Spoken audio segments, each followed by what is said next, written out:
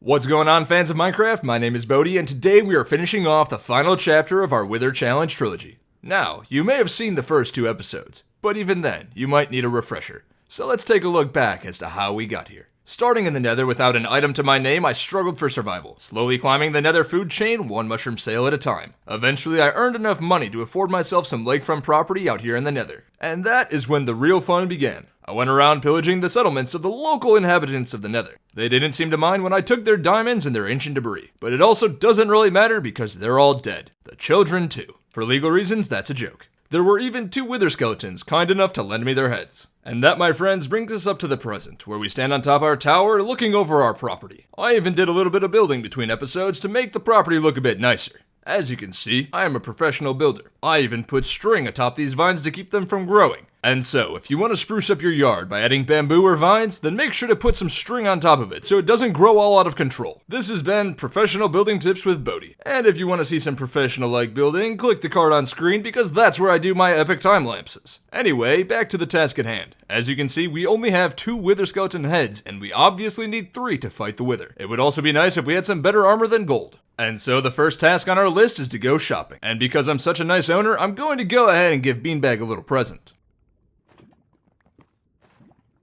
Aw, look at him, he's so happy. Just remember, if you misbehave, you're dead. Anyway, moving on to shopping, we're going to go ahead and collect all of our money. And by money, I mean all of these gold blocks that I got for being such a swanky guy. And lucky for me, there's a local Walmart right next to my house where I can spend all of my gold. And if you remember back to episode 1, I trapped all of the Walmart employees in this hole right here. It's only been about 50 days. I hope they're not too mad at me. Like any good Walmart, all I have to do is throw a stack of money on the ground, and the Walmart employees help me find what I'm looking for. Now all I have to do is stand here while they do all the shopping for me. Oh, the customer service was excellent, 5 stars. This beats Amazon anytime. And at this point, I'm pretty much overflowing with goodies. Check out all the crazy cool things I got from shopping today at my local Walmart. Remember, support your local businesses, especially during these trying times. But also, this is going to take me a couple trips to get back to my base.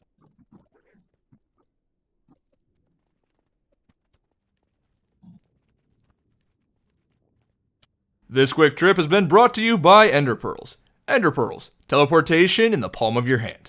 Now, while the Ender Pearls, potions, and spectral arrows will be mighty helpful in my adventures, the primary purpose of this shopping trip was to get enough iron to create an anvil. And that's simply because, unlike in your regular Minecraft playthrough, I don't have the ability to enchant armor or weapons, so I'm simply left with being able to combine loot that I find in bastions. You boys gotta do something if you're stuck in gold armor. In the early days of 1.16, you weren't able to make a brewing stand using blackstone. However, I'm happy to see that this feature has made the official release. This feature, along with piglin bartering, is the only way that you can brew potions exclusively in the nether. And I'm going to use this feature to get kitted out for my wither fight. Using a bit of glowstone, I can create fancy level 2 potions, which makes me that much more powerful and that much more unstoppable. You know, I'm gonna be honest, I thought I was being big-brained by riding my strider up this lava fall. However, that was not the case, as I got lit on fire. But that's alright, because we have these brand new potions of fire protection that saved our lives. I'm also going to blame this on Beanbag. His only job is to keep me out of the lava, and he failed. Don't worry, I'll punish him off camera later. I temporarily forgot my frustration with Beanbag when I came across this bastion. It was filled with some pretty decent loot, including a diamond pickaxe, which is the first piece of diamond equipment that I've found so far. Up until this point, I had found nothing better than enchanted gold equipment. My second big surprise in this bastion was this piglin dressed in all black. I'm not quite sure where he came from, and I've never seen one before, but he sure was pissed off.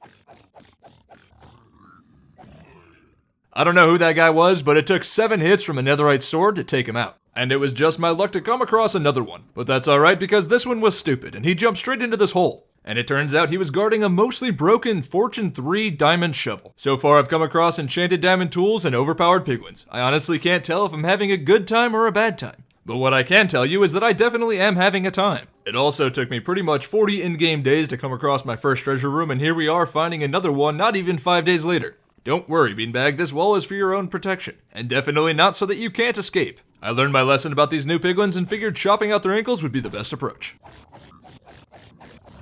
And it worked great, at least until I got caught out in the open.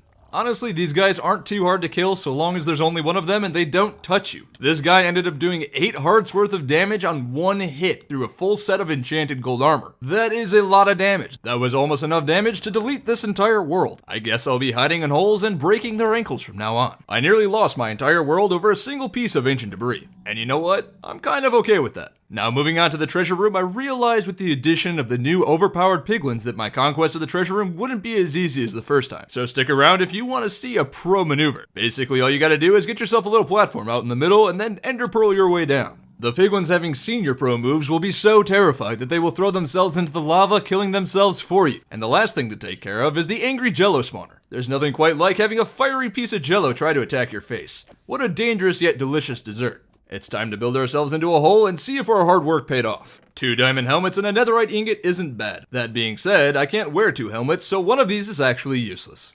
And now, for my flawless escape.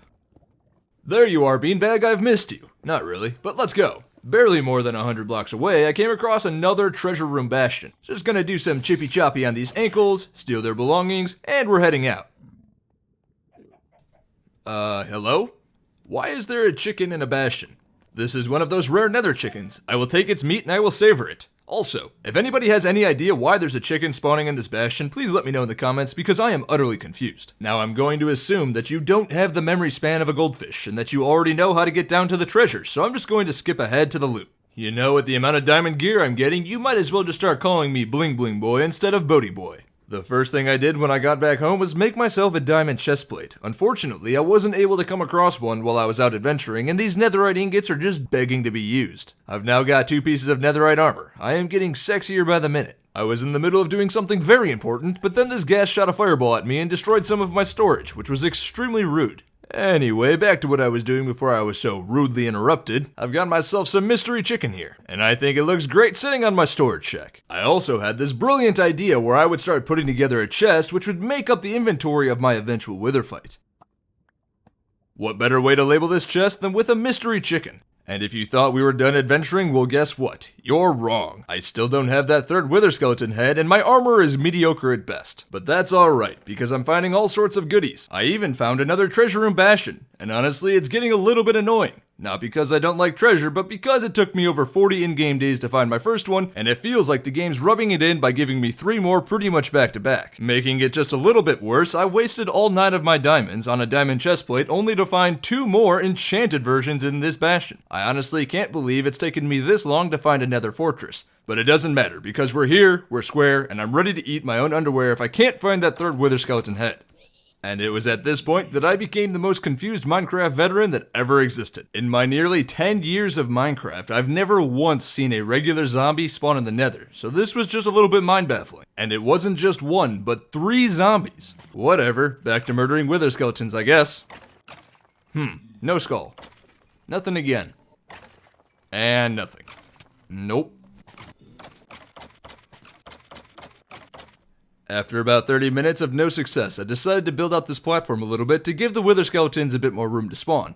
And it sorta worked, but that also meant more room for blazes, and that didn't really help me out too much. Down to my last few carrots and just a handful of arrows, I thought I would end up eating my own underwear for dessert. And I know this is probably going to disappoint some of you, but turns out one of those wither skeletons I shot with an arrow dropped its head. I went through over 64 golden carrots and 2 stacks of spectral arrows, but in the end, it was totally worth it. Finally back home with our final wither skeleton head, there was only one thing left for us to do. And you may have noticed that I wasn't riding Beanbag. That's right, this is our new Strider Stumpy. You remember that time Beanbag let me fall in the lava? Well, let's just say that Beanbag's on a permanent vacation out at the ranch. And just because I can, I'll be making a second netherite chestplate because why the heck not? And maybe some boots too while I'm at it. I don't actually need any of this quartz, but the mending on my tools tells me otherwise. And now to create the final battleground between me and the wither, I'm going to need a lot of blackstone. And as it turns out, I ended up losing the footage to the time-lapse. I had planned on showing a 5-second clip demolishing an entire bastion, but I guess you'll just have to see it later in the video. So here's what the plan is. I'm going to be building out a giant multi-tiered platform in which I will be able to fight the wither in the wide open. Now I could hide in a hole like most people do, but honestly, where's the fun in that? I'm a pro gamer after all, and like a pro gamer, I dodge a fireball by jumping into the lava. And here's the point in time where I almost lost it all just before the final battle. I kept my cool and swam to shore, drinking my potion of fire resistance and eating my pork chops. No sweat, I'm a pro gamer after all, and that didn't faze me one bit. Unfortunately, when shooting down the ghast, I accidentally hit a piglin, and this is the result. And for some reason, regular zombies keep spawning, and I have no idea why. I'm just hoping that it's not a bad omen about dying to the wither. Over 3 stacks of arrows later, and there's still no escape. I guess there's only one thing left to do, and that's jump straight into the lava and swim to safety. Let's just get on with the time-lapse before I end up getting myself killed.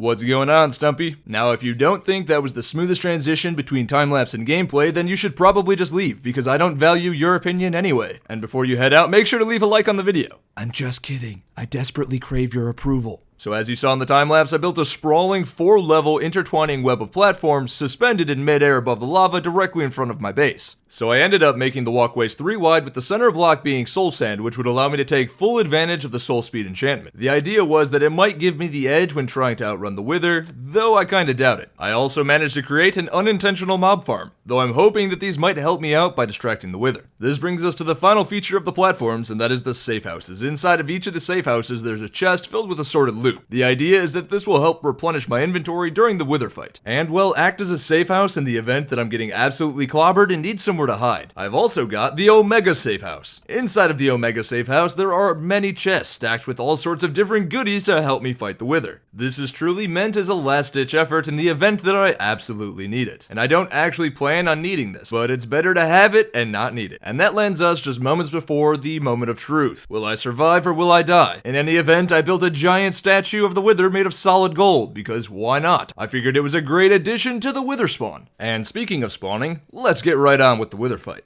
Oh, wait, hold on. And there we go. Time to run. Alright, boys and girls, wish me luck.